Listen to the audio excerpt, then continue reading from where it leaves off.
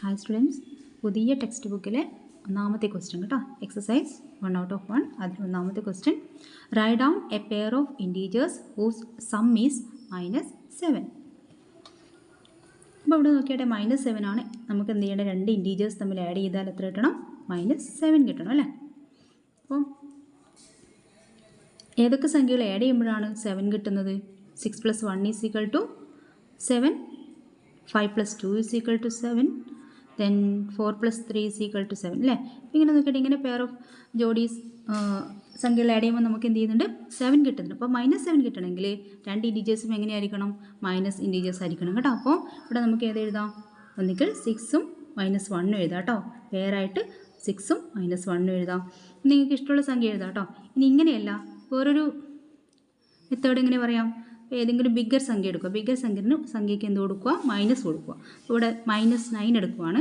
Plus 9നോട് എത്ര minus ചെയ്താണ് 7 കിട്ടുക? 2 അല്ലേ? അപ്പോൾ നോക്കിയേ, -9ൽ നിന്ന് 2 മൈനസ് ചെയ്തിട്ട് ബിഗ്ഗറിൻ്റെ സൈൻ ഇടും. അപ്പോൾ നമുക്ക് എത്ര കിട്ടും?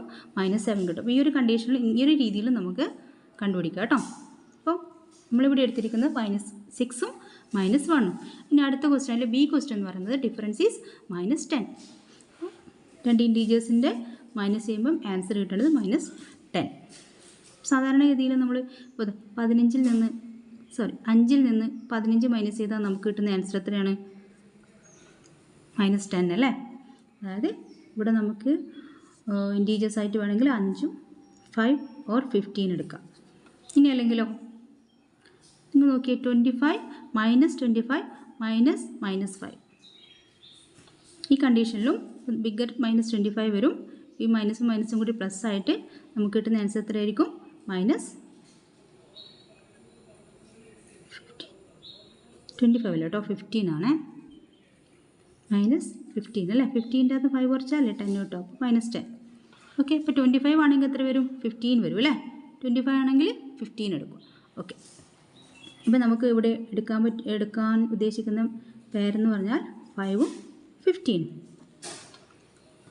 ഇനി അടുത്തതോ, സം ഈസ് 0. നോക്കിയാൽ ഏതൊക്കെ കണ്ടീഷനിലാണ് നമ്മൾക്ക് 0 കിട്ടുന്നതെന്ന് പഠിപ്പിച്ചിട്ടുണ്ടായിരുന്നു. ഇൻട്രൊഡക്ടറി പാർട്ടിൽ പറഞ്ഞിട്ടുണ്ടായിരുന്നു അല്ലേ? സെയിം നമ്പർ തന്നെ എന്ത് ചെയ്യുക?